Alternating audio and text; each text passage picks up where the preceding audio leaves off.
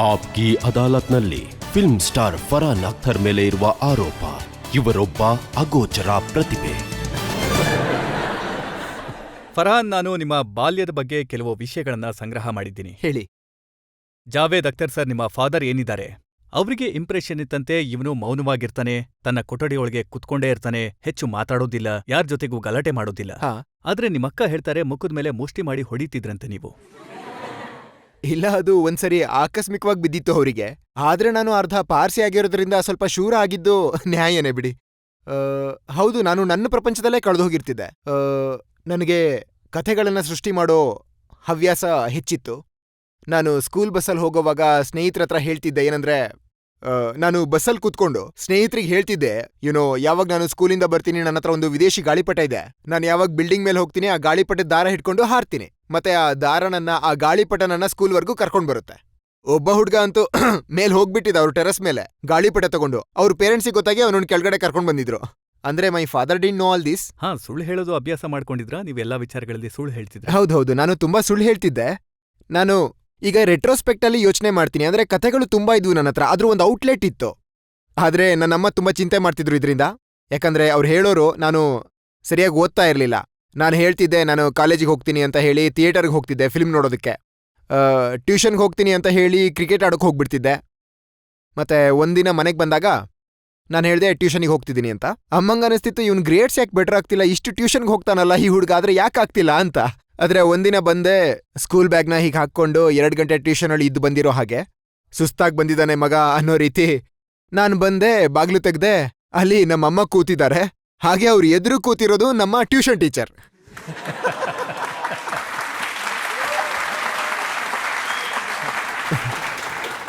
ಅದು ನನಗ್ ಗೊತ್ತಿಲ್ಲ ನಿಮ್ಮಲ್ಲಿ ಎಷ್ಟು ಜನ ಈ ರೀತಿ ಘಟನೆನ ದಾಟಿ ಬಂದಿದ್ದೀರಾ ಅಂತ. ಆದ್ರೆ ಜೆನ್ಯೂನ್ ಆಗಿ ಹೇಳ್ತೀನಿ ಸರ್, ಅಲ್ಲಿ ಭೂಮಿ ಕುಸ್ತೋದಂಗಾಗ್ಬಿಡ್ತು.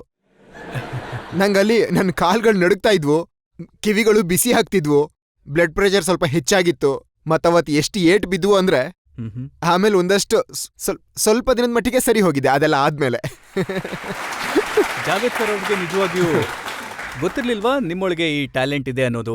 ನೀವು ಮಿಮಿಕ್ರಿ ಮಾಡ್ತಿದ್ರಿ, ಡ್ಯಾನ್ಸ್ ಮಾಡ್ತಿದ್ರಿ, ಆದ್ರೆ ಅವರು ಅನ್ಅವೇರ್ ಆಗಿದ್ರೆ ಇವುಗಳಿಂದ? ಹೌದು, ನಾನು ಅವ್ರ ಮುಂದೆ ಅಂದ್ರೆ ಆಕ್ಚುಲಿ ಸತ್ಯ ಹೇಳ್ಬೇಕಂದ್ರೆ ಆಗ್ಲೂ ನಾಚ್ಕೋತಿದ್ದೆ, ಈಗ್ಲೂ ನಾಚ್ಕೋತೀನಿ. ಅವ್ರೊಬ್ರೇ ಏಕೈಕ ವ್ಯಕ್ತಿ ಅವ್ರ ಮುಂದೆ ಮುಕ್ತವಾಗಿ ಹಿಂದೂಸ್ತಾನಿಲ್ ಮಾತಾಡೋದಿಲ್ಲ ಇವತ್ತಿಗೂ ಕೂಡ. ಯಾಕಂದ್ರೆ ನಂಗನ್ಸುತ್ತೆ ನಾನೇನಾದ್ರೂ ತಪ್ಪು ಹೇಳ್ಬಿಡ್ತೀನಿ.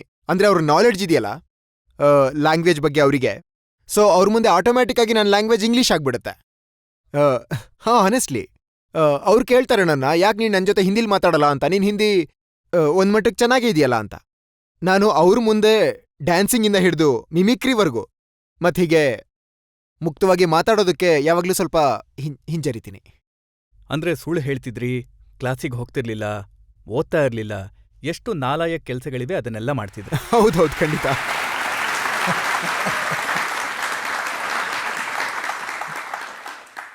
ಹೌದು, ಅಂದ್ರೆ ನಾಲಾಯಕ ಆಗೋದ್ರಲ್ಲಿ ಫಸ್ಟ್ ಬಂದಿದ್ದೀನಿ ಯಾವಾಗಲೂ. ಆದ್ರೆ ನನಗೆ ಮ್ಯೂಸಿಕಲ್ಲಿ ತುಂಬ ಆಸಕ್ತಿ ಇತ್ತು.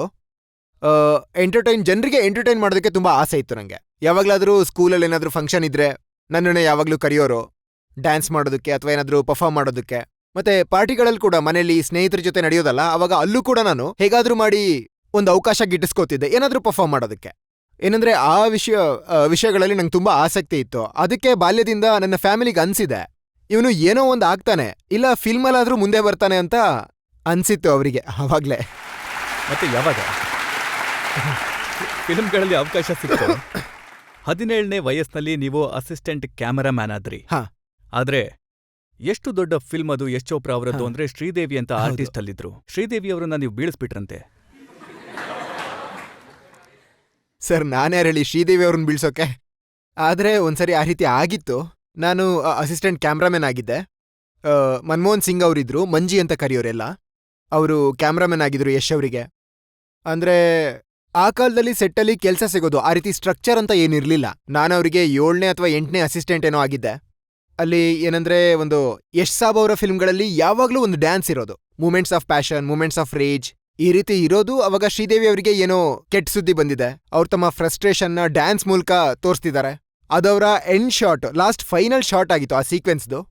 ಅದೊಂದು ಕ್ರೇನ್ ಶಾಟ್ ಆಗಿತ್ತು. ಮತ್ತದು ಇದೇ ರೀತಿ ವುಡನ್ ಫ್ಲೋರ್ ಆಗಿತ್ತು, ಅವ್ರ ಮನೇಲೇ ಇತ್ತು. ಅಲ್ಲೊಂದು ಸೆಟ್ ಹಾಕಿದ್ರು, ಒಂದು ಕ್ರೇನ್ ಶಾಟ್ ಇತ್ತು, ಮಂಜಿ ಹೀಗೆ ಕೂತಿದ್ದಾರೆ, ಕ್ಯಾಮ್ರಾದಲ್ಲಿ ನೋಡ್ತಿದ್ದಾರೆ. ಶ್ರೀದೇವಿ ಅವರು ಸರೋಜ್ ಅವ್ರ ಜೊತೆ ಅಲ್ಲೇ ಯಾವುದೋ ಕೊರಿಯೋಗ್ರಫಿ ಪ್ರಾಕ್ಟೀಸ್ ಮಾಡ್ತಿದ್ದಾರೆ. ಮತ್ತೆ ಎಲ್ಲ ತಯಾರಾಗಿತ್ತು. ಮಂಜಿ ಅವರು ಲೆನ್ಸ್ ಮೂಲಕ ನೋಡಿ ಹೇಳಿದ್ರು, ನೋಡಿ ಅಲ್ಲಿ ನೆಲದ ಮೇಲೇನೋ ಚೆಲ್ಲಿದೆ, ಏನೋ ಕಲೆ ಆಗಿದೆ ಅಂತ ಅನ್ಸುತ್ತೆ, ಬೇಗ ಅದನ್ನ ಕ್ಲೀನ್ ಮಾಡ್ಬಿಡಿ. ನಾನಂದೆ, ನಾನ್ ಮಾಡ್ತೀನಿ ಬಿಡಿ. ನಾನೊಂದು ಬಕೆಟ್ ತಗೊಂಡೆ, ಅಲ್ಲಿದ್ದ ಬಟ್ಟೆ ಎಲ್ಲ ಎತ್ಕೊಂಡೆ, ನಾನು ಮಂಡಿ ಊರಿ ಹೀಗೆ ಅಲ್ಲಿ ನೆಲ ಒರೆಸೋದಕ್ಕೆ ಶುರು ಮಾಡ್ದೆ. ನಾನು ಮೇಲ್ ನೋಡ್ಕೊಂಡು ಮಂಜಿ ಹೇಳಿ ಇಲ್ಲ ಇಲ್ಲ ಅಂತ ಹೋಗ್ತಿದ್ದೆ, ಹೀಗೆ ಪಾಲಿಶ್ ಮಾಡ್ಕೊಂಡು. ಅಲ್ಲಿಂದ ಶ್ರೀದೇವಿ ಅವರು ನಡ್ಕೊಂಡು ಬರ್ತಿದ್ರು. ನಾನು ಹಂಗೆ ಕ್ಲೀನ್ ಮಾಡ್ತಾ ಹೋಗ್ತಾ ಇದ್ದೀನಿ, ಅವ್ರು ಬಂದು ಸೀದಾ ಪಾಲಿಶರ್ ಮೇಲೆ ಕಾಲಿಟ್ಬಿಟ್ರು. ಅವಾಗ ನಾನು ಸತ್ಯ ಹೇಳ್ತಿದ್ದೀನಿ, ಬಹಳ ಕಡಿಮೆ ಸಲ ಆಗೋದು ಈ ರೀತಿ ಲೈಫಲ್ಲಿ. ಜನ ಹೇಳ್ತಾರೆ ನೋಡಿ, ಯಾವಾಗ ಆಕ್ಸಿಡೆಂಟ್ ಆಗುತ್ತಲ್ಲ ಗಾಡಿಗೆ, ಅವಾಗ ಎಲ್ಲ ಸ್ಲೋ ಮೋಷನ್ ರೀತಿ ಆಗ್ತಿರುತ್ತೆ ಅಂತ ಹೇಳ್ತಾರೆ. ನಿಮ್ಗೆಲ್ಲ ಜ್ಞಾಪಕ ಇರುತ್ತೆ. ನನಗೂ ಹಾಗೆ ಜ್ಞಾಪಕ ಇದೆ. ಶ್ರೀದೇವಿ ಅವರು ಅಲ್ಲಿ ಜಾರ್ದಾಗ ನಾನಲ್ಲಿ ಹಾಗೆ ನಿಂತಿದ್ದೆ, ಶ್ರೀದೇವಿ ಅವ್ರು ಹಂಗೆ ಹಾರ್ಕೊಂಡ್ ಬರ್ತಿದ್ದಾರೆ ಗಾಡಿಲಿ. ಇಲ್ಲ ನಿಜ, ಅವ್ರು ಪೂರ್ತಿ ಅವ್ರು 2 ಕಾಲು ಮೇಲ್ ಹೋಗ್ಬಿಟ್ಟಿವೆ ಗಾಳಿಲಿ. ಅವ್ರು ಸೀದಾ ನನ್ ಮುಂದೆ ಧಡಾರ್ ಅಂತ ಬಿದ್ರು ನೋಡಿ. ನನ್ನ ಮುಂದೆನೆ ನಾನು ಹೀಗಿದ್ದೀನಿ, ಶ್ರೀದೇವಿಯವ್ರು ಇಲ್ಲಿ ಬಿದ್ದಿದ್ದಾರೆ. ಮತ್ತೆ ಫುಲ್ಲು ಸೈಲೆಂಟು ಸೆಟ್ಟಲ್ಲಿ. ನೀವ್ ಯಾವಾಗಾದ್ರೂ ಫಿಲ್ಮ್ ಸೆಟ್ಟಿಗೆ ಹೋದ್ರೆ ಅಲ್ಲಿ ಖಂಡಿತ ಸೈಲೆನ್ಸ್ ಅಂತೂ ಇರೋದಿಲ್ಲ, ತುಂಬಾ ಗಲಾಟೆ ಇರುತ್ತೆ. ಆದ್ರೆ ಅವತ್ತು ಎಷ್ಟು ಸೈಲೆಂಟ್ ಆಗಿತ್ತು ಅಂದ್ರೆ ನೀವು ನಿಮ್ಮ ಉಸಿರು, ಹೃದಯದ ಬಡಿತ ಎಲ್ಲ ಕೇಳಿಸ್ಕೋಬೋದಿತ್ತು. ಮತ್ತೆ ಒಳ್ಳೆ ವಿಚಾರ ಏನಾಯ್ತಂದ್ರೆ, ನಂಗನ್ಸಿತ್ತು ನನ್ನ ಕೆರಿಯರ್ ಮುಗೀತು, ಇನ್ಮುಂದೆ ನಂಗೆ ಯಾವತ್ತೂ ಯಾವ ಫಿಲ್ಮ್ನಲ್ಲೂ ಕೆಲಸ ಸಿಗೋದಿಲ್ಲ ಅಂತ. ಆದ್ರೆ ಶ್ರೀದೇವಿಯವರು, ನಾನಂತೂ ಅವರಿಗೆ ಬಹಳ ಕೃತಜ್ಞನಾಗಿರ್ತೀನಿ. ಯಾಕಂದ್ರೆ ಅವ್ರು ನಗೋದಕ್ಕೆ ಶುರು ಮಾಡಿದ್ರು. ಯಾವಾಗ ಅವ್ರು ನಗೋದಕ್ಕೆ ಶುರು ಮಾಡಿದ್ರು ಹ ಅಂತ, ಅವಾಗ ಬೇರೆಯವ್ರೇನ್ ನರ್ವಸ್ ಆಗಿದ್ರಲ್ಲ, ಅವರು ಎಲ್ಲ ಒಂದೇ ಸರಿ ಅಂತ ಅಲ್ಲಿ. ಆಮೇಲೆ ಎಲ್ಲ ಬಂದು ಓಕೆ ಅವ್ರನ್ನ ಎತ್ತಿದ್ರು, ಹಿಂಗೆಲ್ಲ ಆಗುತ್ತೆ ಬಿಡಿ ಪರವಾಗಿಲ್ಲ ಅಂತ. ಅವರು ನೋ ಇಟ್ಸ್ ಓಕೆ ಅಂದ್ರು. ನನ್ನ ಕರಿಯರ್ ಏನ್ ಶುರು ಆಯ್ತು, ಅದು ಅವ್ರ ಕೃಪೆನೆ. ನಾನು ಇವತ್ತು ಇಲ್ಲಿ ನಿಮ್ ಮುಂದೆ ಕೂತಿದ್ದೀನಿ ನೋಡಿ. ನಿಮ್ಮ ಕರಿಯರ್ನಲ್ಲಿ ನೀವು ನಿಜಕ್ಕೂ ಅಚ್ಚರಿ ಮೂಡಿಸಿದ್ದೀರ. 25ನೇ ವಯಸ್ಸಿಗೆನೆ ನೀವು ಫಿಲ್ಮ್ ಡೈರೆಕ್ಟರ್ ಆಗಿದ್ರಿ. ಹೌದು. ಮತ್ತೆ ಅದೂ ಅಲ್ಲದೆ ಆ ಫಿಲ್ಮ್ನಲ್ಲಿ ಆಮೀರ್ ಖಾನ್ ಅಂತ ಸೂಪರ್ ಸ್ಟಾರ್ನ ಕಾಸ್ಟ್ ಮಾಡಿದ್ರಿ. ಹೌದು, ಇದು ಅಮೀರ್ ಖಾನ್ ಅವ್ರನ್ನ ಕಾಸ್ಟ್ ಮಾಡೋದು ಏನ್ ಸುಲಭದ ಕೆಲಸ ಆಗಿರ್ಲಿಲ್ಲ. ಮತ್ತೆ ನಿಜ ಏನಂದ್ರೆ, ಆ ಫಿಲ್ಮ್ನ ನಾನು ಬರೆದು ಮುಗಿಸ್ದಾಗ ಅದು ಆ ಸಮಯದಲ್ಲಿ ನನ್ನ ಮನ್ಸಲ್ಲಿ ಇದ್ದಿದ್ದ ಹೆಸರು ಯಾವುದು ಅಂದ್ರೆ ಹೃತಿಕ್. ಅವನು ಹಿಂದಿನ ವರ್ಷ ತಾನೇ ಡೆಬ್ಯೂ ಮಾಡಿದ್ದ. ಅಭಿಷೇಕ್ ಬಚ್ಚನ್ ಅವರು ಕೂಡ 2000ರಲ್ಲಿ ಡೆಬ್ಯೂ ಮಾಡಿದ್ರು. ಮತ್ತೆ ಅಕ್ಷಯ್ ಖನ್ನಾ ಅವ್ರ ಜೊತೆ ಕೆಲಸ ಮಾಡಿದ್ದೆ ಅವರ ಮೊದಲನೇ ಫಿಲ್ಮ್ ಹಿಮಾಲಯ ಪುತ್ರದಲ್ಲಿ. ನನ್ನ ಆಸೆ ಏನಿತ್ತು ಅಂದ್ರೆ 3 ಜನ ಯಂಗ್ ಕಲಾವಿದ್ರು ಅವ್ರ ಜೊತೆ ಕೆಲಸ ಮಾಡ್ಬೇಕು ಅಂತ. ದಿಲ್ ಚಾಹತಾ ಹೈ ಅದೇ ರೀತಿ ಫಿಲ್ಮು. ಆದ್ರೆ ಯಾವುದೋ ಕಾರಣಾಂತರಗಳಿಂದ ಬೇಡ ಅಂದ್ರು ಅಕ್ಷಯ್ ಅವ್ರನ್ನ ಹೊರತುಪಡಿಸಿ. ಮತ್ತೆ ನನ್ನ ಮೈಂಡಲ್ಲಿ ಖಂಡಿತ ಇರ್ಲಿಲ್ಲ ಅಮೀರ್ ಈ ಫಿಲ್ಮ್ನ ಒಪ್ಕೋತಾರೆ ಅಂತ. ಅವಾಗ ನಾನು ಎಲ್ರನ್ನೂ ಭೇಟಿ ಮಾಡಿದೆ. ಅಂದ್ರೆ ಯಾರು ಆ ಸಮಯದಲ್ಲಿ ಕೆಲಸ ಮಾಡ್ತಾ ಇದ್ರು ಫಿಲ್ಮ್ ಇಂಡಸ್ಟ್ರಿಲಿ. ನಾನು ಎಲ್ರೂ ಮನೆ ಬಾಗ್ಲೂ ತಟ್ಟಿದ್ದೀನಿ. ಎಲ್ರೂ ನನಗೆ ಹೇಳಿದ್ದು ನಾನು ಮಲ್ಟಿ ಹೀರೋ ಮಾಡಕ್ ಇಷ್ಟ ಇಲ್ಲ ಅಂತ. ಆ ಸಮಯ, ಆ ಕಾಲ ಏನಿತ್ತು 90ಸಲ್ಲಿ, ಲೇಟ್ 90ಸಲ್ಲಿ ಏನಿತ್ತು ಅಂದ್ರೆ ಅದು ಲವ್ ಟ್ರಯಾಂಗಲ್. ಎಲ್ರೂ ಲವ್ ಟ್ರಯಾಂಗಲ್ ಮಾಡೋಕೆ ಇಷ್ಟಪಡೋರು. ಒಬ್ನಿಗೆ ಹುಡುಗಿ ಸಿಕ್ತಿದ್ಲು, ಇಲ್ಲ ಒಬ್ಳಿಗೆ ಹುಡುಗ ಸಿಕ್ತಿದ್ದ, ಇನ್ನೊಬ್ರು ಹಾರ್ಟ್ ಬ್ರೋಕನ್ ಸಾಜನ್ ರೀತಿ ಏನು ಸ್ಯಾಡ್ ಹಾಡ್ಗಳನ್ನ ಹಾಡೋರು. ಸಿಂಪತಿ ಸಿಗೋದು ಎಲ್ರಿಗೂ ಫಿಲ್ಮ್ಗಳಲ್ಲಿ, ಅದನ್ನೇ ಇಷ್ಟಪಡೋರು ಎಲ್ರು. ಆಮೇಲೆ ಕೊನೆಗೆ ನಾನು ಅಮೀರ್ಗೆ ಹೇಳ್ದೆ ಕೂಡ ಈ ಮಾತನ್ನ, ಏನಂದ್ರೆ I came to you because I didn't have a choice. ಮತ್ತೆ ನಾನು ಅಮೀರ್ ಹತ್ರ ಹೋದೆ. ಅಮೀರ್ ಕತೆ ಕೇಳಿದ್ರು. ಮತ್ತೆ ಅವ್ರು ಹೇಳಿದ್ರು, ಆ ಸಮಯ ಡೈಲಾಗ್ಸ್ ಏನಿದ್ವು ಇಂಗ್ಲೀಷಲ್ಲಿದ್ವು. ಅದಕ್ಕೆ ಅವ್ರು ಹೇಳಿದ್ರು, ನೀವೊಂದು ಕೆಲಸ ಮಾಡಿ, ಸ್ಕ್ರಿಪ್ಟ್ ನಂಗೆ ತುಂಬಾ ಇಷ್ಟ ಆಗಿದೆ, ಆದ್ರೆ ನೀನಿದನ್ನ ಇಂಗ್ಲೀಷಲ್ಲಿ ಮಾಡು. ನಾನು ಹೇಳ್ದೆ, ಇಲ್ಲ ಇದು ಇಂಗ್ಲೀಷಲ್ಲಿ ಮಾಡೋಕ್ಕಾಗಲ್ಲ, ಇದು ಹಿಂದಿ ಫಿಲ್ಮು, ಹಿಂದಿನಲ್ಲೇ ಮಾಡಬೇಕು. Then he said, Hindi film ಹೇಗೆ, ಡೈಲಾಗ್ಸ್ ನೋಡಿದ್ರೆ ಇಂಗ್ಲೀಷಲ್ಲಿ ಇದಾವಲ್ಲ. ನಾನು ಹೇಳ್ದೆ, ಸರಿ ನಾನು ಹಿಂದಿಲ್ ಡೈಲಾಗ್ಸ್ ಬರ್ಕೊಂಡು ಬರ್ತೀನಿ ಅಂತ ವಾಪಸ್ ಬಂದೆ. ನಾನು ಹಿಂದಿನಲ್ಲಿ ಡೈಲಾಗ್ಸ್ ಬರ್ಕೊಂಡು ಮತ್ತೆ ಕೇಳಿಸ್ದೆ. ಅವಾಗ ಹೇಳಿದ್ರು, ಸರಿ ಒಂದು ಕೆಲಸ ಮಾಡೋಣ, ನಾನು 3 ತಿಂಗಳು ನಂತರ ಮತ್ತೆ ಕೇಳಬೇಕು ಅಂದ್ಕೊಂಡಿದ್ದೀನಿ. ನಾನು ಹೇಳ್ದೆ ಸರಿ ಅಂತ. ಆಮೇಲೆ 3 ತಿಂಗಳು ವೆಯ್ಟ್ ಮಾಡಿದೆ. ಮತ್ತೆ ಭೇಟಿಯಾಗೋಗಿ ಟ್ರೈ ಮಾಡ್ತಿದ್ದೆ. ಅವರು ಒಂದು ಕೆಲಸದಲ್ಲಿ ಬಿಸಿ, ಇನ್ನೊಂದು ಕೆಲಸದಲ್ಲಿ ಬಿಸಿ, ಮತ್ತೊಂದು ಕೆಲಸದಲ್ಲಿ ಬಿಸಿ ಅಂತ ಸಿಗ್ತಾನೆ ಇರಲಿಲ್ಲ. 8 ತಿಂಗಳು ಹೀಗೆ ಕಳೆದೋಯ್ತು. ನಾನು ಆಮೇಲೆ ಅವ್ರ ಮನೆ ಹತ್ರ ಹೋದೆ. ಅವ್ರ ಬಳಿ ಒಂದು ಸೆಕ್ಯೂರಿಟಿ ಕ್ಯಾಮ್ರಾ ಇತ್ತು. ಅದರಲ್ಲಿ ಬೆಲ್ ಹೊಡೆದ್ರೆ ನಿಮ್ಮ ಮುಖ ಒಳಗಡೆ ಕಾಣಿಸೋದು. ನಾನು ನನ್ನ ಸ್ಕ್ರಿಪ್ಟ್ ಜೊತೆ ನಿಂತ್ಕೊಂಡಿದ್ದೆ ಹೊರಗಡೆ. ನಾನು ಬೆಲ್ ಒತ್ತಿ ಅಲ್ಲೇ ನಿಂತ್ಕೊಂಡು ಸ್ಕ್ರಿಪ್ಟ್ ಓದ್ಕೊಂಡು ಕ್ಯಾಮ್ರಾ ಹತ್ರ ನಾನು ಹೇಳಿದೆ, ಇಲ್ಲಿಂದನೇ ಶುರು ಮಾಡೋಣ. ಅದು ಆ ಸಮಯದಲ್ಲಿ ಒಂದು ರೀತಿ ಭಂಡ ಧೈರ್ಯ ಇತ್ತು, ಯಾಕಂದ್ರೆ ಕಳ್ಕೊಳ್ಳೋಕೇನು ಇರ್ಲಿಲ್ವಲ್ಲ.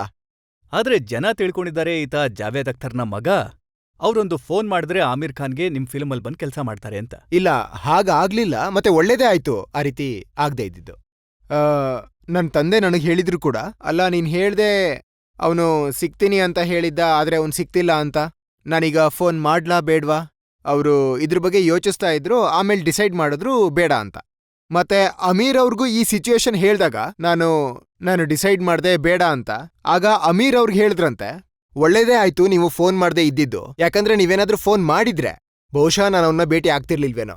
ನಾನು ಪರೀಕ್ಷೆ ಮಾಡ್ದೆ ಅವನಿಗೆ ನಾನೇ ಬೇಕಾ, ಅವನು ನನಗೋಸ್ಕರ ವೆಯ್ಟ್ ಮಾಡ್ತಾನಾ ಅಥವಾ ಇಲ್ವಾ, ಅದನ್ನ ನೋಡೋಕೆ ಅವನನ್ನ ಟೆಸ್ಟ್ ಮಾಡ್ತಿದ್ದೆ. ಅವನ ರಿಸಾಲ್ವ್ ಎಷ್ಟಿದೆ, ಈ ಫಿಲ್ಮ್ನ ಅಮೀರ್ ಖಾನೇ ಮಾಡಬೇಕು ಅನ್ನೋದು ಅವನಿಗೆ. ಸೊ ಅದಕ್ಕಾಗಿ ಅವ್ರು ನನ್ನ 8 ತಿಂಗಳು ಕಾಯಿಸಿದ್ರು ಅಷ್ಟೇ. ಆ ಫಿಲ್ಮ್ ನನಗೆ ನೆನಪಿದೆ, ಸೈಫ್ ಅಲಿ ಖಾನ್ ಕೂಡ ಬೇಡ ಅಂದಿದ್ರಂತೆ ಲಾಸ್ಟ್ ಮಿನಿಟ್ ಅಲ್ಲಿ, ಇಲ್ಲ ನಾನು ಈ ಫಿಲ್ಮ್ ಅಲ್ಲಿ ಕೆಲಸ ಮಾಡೋದಿಲ್ಲ ಅಂತ. ಹೌದು, ಇದು ಕೂಡ ನಿಜಾನೇ. ಏನಂದ್ರೆ ಬರೀ 10 ದಿನ ಉಳ್ದಿತ್ತು ಮೊದಲನೇ ದಿನದ ಶೂಟಿಂಗ್ ಶುರು ಮಾಡೋಕೆ. ಮತ್ತೆ ನನಗೆ ಸೈಫ್ನ ಒಂದು ಫೋನ್ ಬಂತು, ಏನಂದ್ರೆ ನನಗೆ ತುಂಬಾ ಒಳ್ಳೆ ಫಿಲ್ಮ್ ಸಿಕ್ಕಿದೆ, ಲವ್ ಟ್ರಯಾಂಗಲ್. ನಾನದನ್ನ ಮಾಡ್ಬೇಕು ಅಂದ್ಕೊಂಡಿದ್ದೀನಿ, ಅದರಲ್ಲಿ ನನ್ನ ರೋಲ್ ಬಹಳ ಚೆನ್ನಾಗಿದೆ, ಅದು ಇದು ಅಂತ. ಅಂದ್ರೆ ನಮ್ಮೆಲ್ರೂ ಹೃದಯನೇ ಒಡೆದೋಯ್ತು. ನಾವು ಎಷ್ಟು ಎಕ್ಸೈಟ್ ಆಗಿದ್ವಿ. ರೀಡಿಂಗ್ಸ್ ಎಲ್ಲ ಆಗಿತ್ತು, ರಿಹರ್ಸಲ್ ಆಗಿತ್ತು, ಮತ್ತೆ ಒಂದು ಎಮರ್ಜೆನ್ಸಿ ಮೀಟಿಂಗ್ ಕರೆದ್ವಿ. ಕ್ಯಾಬಿನೆಟ್ ಮೀಟಿಂಗ್ ಆಗುತ್ತಲ್ಲ, ಹಾಗೆ ನಮ್ದು ಒಂದು ಮೀಟಿಂಗು. ಅದು ನಮ್ಮ ಫಾದರ್ ಮನೇಲಿ. ಅಲ್ಲಿ ರಿತೇಶ್ ನನ್ನ ಪಾರ್ಟ್ನರು ಅವರಿದ್ರು, ನಾನು ಇದ್ದೆ, ನನ್ನ ಫಾದರ್ ಇದ್ರು, ಮತ್ತೆ ಅಮೀರ್ ಕೂಡ ಬಂದಿದ್ರು ಅಲ್ಲಿಗೆ. ನಾವೆಲ್ಲ ಯೋಚನೆ ಮಾಡ್ತಿದ್ವಿ, ಸೈಫ್ ಬರೋನಿದ್ದ ಇನ್ನೇನು ಅರ್ಧ ಗಂಟೆಲಿ, ಅವನಿಗೆ ನಾವು ಏನ್ ಹೇಳ್ಬೇಕು, ಯಾವ ರೀತಿ ಅವನನ್ನ ಕನ್ವಿನ್ಸ್ ಮಾಡೋದಂತ, ಈ ಫಿಲ್ಮ್ ಮಾಡು ಅಂತ. ಅಲ್ಲಿ ಹಾಗೂ ಹೀಗೂ ಮಾಡಿ ಸಂಜೆ ಅಷ್ಟರಲ್ಲಿ ಅವನನ್ನ ಒಪ್ಸಿದ್ವಿ. ಅಮೀರ್ ನನಗೆ ಬಹಳ ಡಿಸ್ಟಿಂಗ್ಲಿ ನೆನ್ಪಿದೆ. ಅಮೀರ್ ಆತನಿಗೆ ಹೇಳಿದ್ರು, ಸೈಫ್ ನೀನೇನಾದ್ರೂ ಈ ಫಿಲ್ಮ್ ಮಾಡಿಲ್ಲ ಅಂದ್ರೆ ತುಂಬಾ ದೊಡ್ಡ ತಪ್ಪು ಮಾಡ್ದಾಗುತ್ತೆ ನಿನ್ ಕೆರಿಯರಲ್ಲಿ, ಈ ಫಿಲ್ಮ್ ಮಾಡದೇ ಇದ್ರೆ. ಅದು ಹೇಗೋ ಅವ್ನು ಕನ್ವಿನ್ಸ್ ಆದ. And fortunately I am very very happy we did the film. Aamir ನನ್ನ ಹತ್ರ ಹೇಳಿದ್ರು, ಸೈಫ್ ಬರೋದಕ್ ಮುಂಚೆ ಏನಾದ್ರೂ ಸೈಫ್ ಮೀಟಿಂಗ್ ಆದ್ಮೇಲೂ ಕೂಡ ಈ ಫಿಲ್ಮ್ ಮಾಡೋದಿಲ್ಲ ಅಂದ್ರೆ ಕೇವಲ ಒಬ್ಬ ವ್ಯಕ್ತಿ ಮಾತ್ರ ಈ ರೋಲ್ ಮಾಡೋಕ್ ಸಾಧ್ಯ ಅಂದ್ರು. ನಾನು ಎಕ್ಸೈಟ್ ಆದೆ, ಯಾರೋ ಇದಾರಲ್ಲ ಅಂತ. ನಾನು ಕೇಳ್ದೆ ಯಾರ ವ್ಯಕ್ತಿ ಅಂತ. ಹಿ ಸೆಡ್, ನೀನೆ.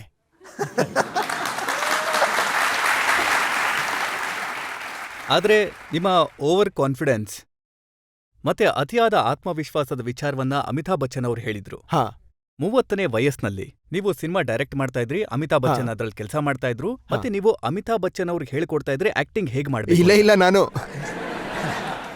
ಅವ್ರು ಏನ್ ಹೇಳಿದ್ರು ಅಂದ್ರೆ, ನನಗನ್ನಿಸ್ತು ಉಸ್ತಾದ್ ಅವ್ರು ಬಂದಿದ್ದಾರೆ, ನನಗೆ ಹೇಳ್ಕೊಡ್ತಾ ಇದ್ದಾರೆ ಆಕ್ಟಿಂಗ್ ಹೇಗ್ ಮಾಡೋದು. ಅದಾಗಿತ್ತು. ನನಗೆ ಅದು ತುಂಬಾ ಚೆನ್ನಾಗಿ ನೆನ್ಪಿದೆ. ಆ ದಿನ ನಂಗೆ ನೆನ್ಪಿದೆ, ಅವ್ರ ರೂಮ್ಗೆ ಹೋಗಿದ್ ನಾನು.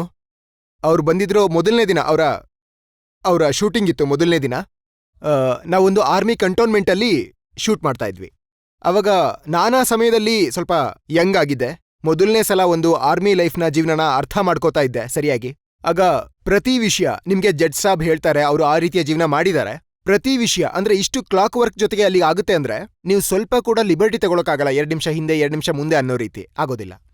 ಅವ್ರು ನಮ್ಗೆ ಅಲ್ಲಿ ತುಂಬಾ ಸ್ಟ್ರಿಕ್ಟ್ ಆಗಿ ಹೇಳಿದ್ರು, ಏನಂದ್ರೆ ನೀವು ಈ ಕಂಟೋನ್ಮೆಂಟ್ ಅಲ್ಲಿ ಈ ಟೈಮಿಗೆ ಬರ್ತೀರಾ, ನಿಮ್ ಕೆಲ್ಸ ಈ ಟೈಮಿಂದ ಈ ಟೈಮಲ್ಲಿ ಆಗುತ್ತೆ, ಮತ್ತೆ ನೀವು ಈ ಸಮಯ ಮುಗಿದ್ಮೇಲೆ ಇಲ್ಲಿಂದ ಹೊರಟ್ಬಿಡ್ಬೇಕು ಈ ಕಂಟೋನ್ಮೆಂಟಿಂದ. ಒಬ್ರು ಕೂಡ ಒಂದು ಕಟರ್ ಸ್ಟ್ಯಾಂಡ್ ಕೂಡ ಇರಬಾರ್ದು ಇಲ್ಲಿ.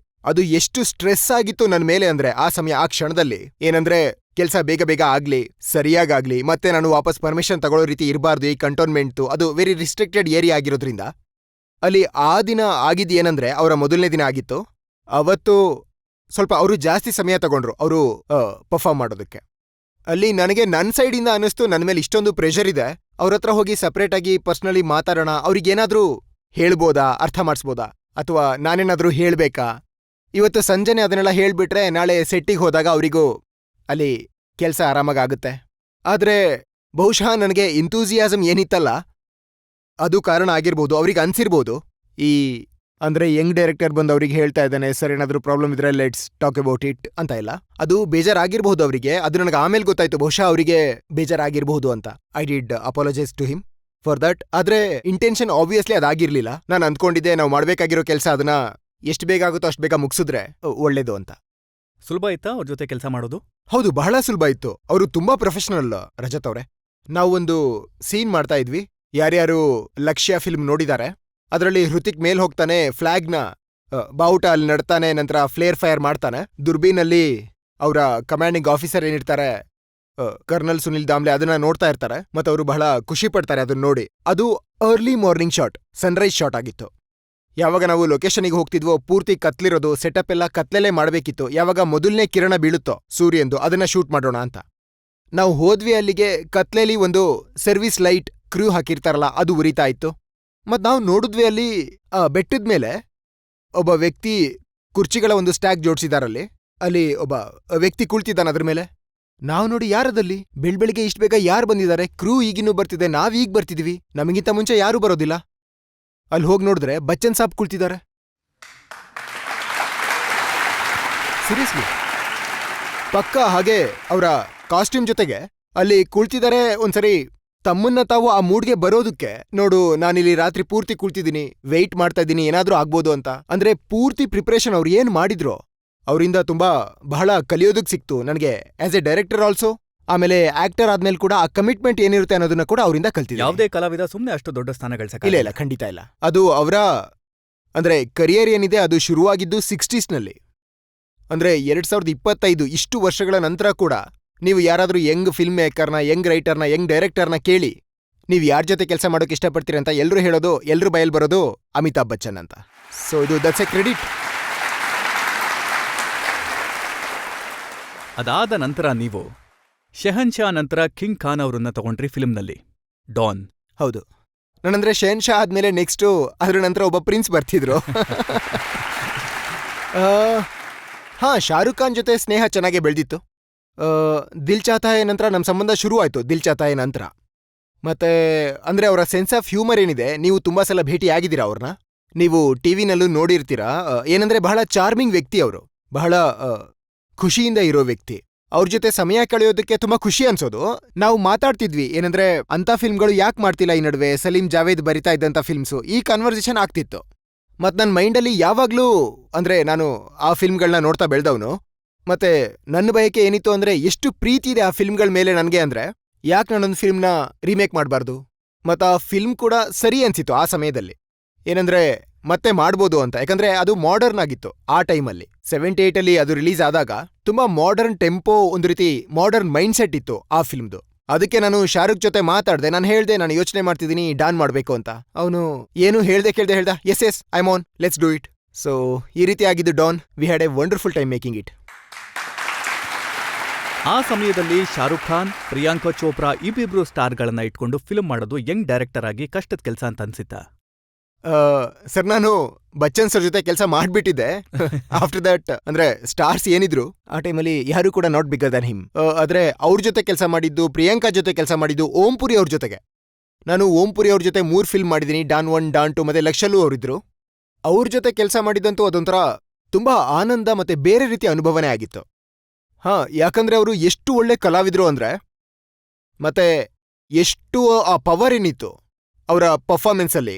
ಅವರು ಒಂದ್ ರೀತಿಯ ರೆಸ್ಪೆಕ್ಟ್ ಡಿಮ್ಯಾಂಡ್ ಮಾಡೋರು as an actor and as an human being. ಯಾವಾಗ ನೀವು ಸೆಟ್ಟಲ್ಲಿ ಅವ್ರನ್ನ ಭೇಟಿಯಾದ್ರೆ ಸಾಕು ಹೇಗ್ ಅನ್ಸೋದು ಅಂದ್ರೆ ನಮ್ಮವರೇ ಇವರು. ಅಂದ್ರೆ ಅವರು complete easy, no chip on his shoulder. ನಾನು ನ್ಯಾಷನಲ್ ಅವಾರ್ಡ್ ತಗೊಂಡಿದ್ದೀನಿ ಅನ್ನೋದು, ನಾನು NSD ನಲ್ಲಿ ಅಲ್ಲಿ ಗೋಲ್ಡ್ ಮೆಡಲ್ ತಗೊಂಡಿದ್ದೀನಿ, ಆ ರೀತಿ ಏನೂ ಇಲ್ಲ. ಯಾವಾಗ ನೀವು ಈ ರೀತಿ ವ್ಯಕ್ತಿಗಳನ್ನ ಭೇಟಿ ಆಗ್ತೀರಾ ನಿಮ್ಗೆ ಅಂದಾಜು ಸಿಗುತ್ತೆ ಏನಂದ್ರೆ ಗಾಡ್ ವಿಲ್ಲಿಂಗ್, ಅಂದ್ರೆ ನೀವು ಯಾವ್ದ್ರ ಮೇಲೆ ನಂಬಿಕೆ ಇಡ್ತೀರಾ ಅವಾಗ ನಿಮ್ಗೆ ಯಶಸ್ಸು ಸಿಗುತ್ತೆ, ನಿಮ್ಗೆ ಸಕ್ಸಸ್ ಸಿಗುತ್ತೆ. ಆದ್ರೆ ಈ ರೀತಿಯ ವ್ಯಕ್ತಿಗಳಿಂದ ಕಲಿಯೋದಕ್ಕೆ ಸಿಗುತ್ತೆ ಇಷ್ಟೆಲ್ಲ ಆದ್ರೂ ಹೇಗೆ ಹಂಬಲ್ ಆಗಿರ್ಬೇಕು ಅನ್ನೋದು ತುಂಬಾ ತುಂಬಾ ಮುಖ್ಯವಾಗಿರುತ್ತೆ ಲೈಫಲ್ಲಿ. ಇದನ್ನ ಕಲಿಯೋದು ನಾನಿದನ್ನೆಲ್ಲ ಇವರಿಂದ ಕಲ್ತಿದ್ದೀನಿ. ನಾವು ಜನಗಳಿಂದ ಒಂದೆರಡು ಪ್ರಶ್ನೆಗಳನ್ನ ತಗೊಳ್ಳೋಣ. ಫರಾನ್ ಸರ್, ನಿಮ್ ಮೂವೀಸ್ಗಳಲ್ಲಿ ಪೋಯಿಟ್ರಿ ಬಹಳ ಚೆನ್ನಾಗಿರುತ್ತೆ. Thank you. ಹಾಗಾಗಿ ನಿಮ್ ಫೇವ್ರೆಟ್ ಪೋಯಮ್ ಯಾವುದು? ನಾವದನ್ನ ನಿಮ್ಮಿಂದ ಕೇಳಕ್ ಇಷ್ಟಪಡ್ತೀವಿ. ನನ್ನ ಫೇವ್ರೆಟ್ ಪೋಯಮ್ ಯಾವುದು ಅಂದ್ರೆ ಫಿಲ್ಮಲ್ಲಿ ಅದು ಜಿಂದಗಿ ನಾ ಮಿಲೇಗಿ ದುಬಾರಾ ಫಿಲ್ಮ್ದು. जब जब दर्द का बादल छाया, जब गम का साया लहराया, जब आंसू पलकों तक आया, जब ये तन्हा दिल घबराया, हमने दिल को ये समझाया दिल आखिर तू क्यों रोता है, दुनिया में यूं ही होता है, ये जो गहरे सन्नाटे हैं वक्त ने सबको बांटे हैं, थोड़ा गम है सबका किस्सा, थोड़ी धूप है सबका हिस्सा.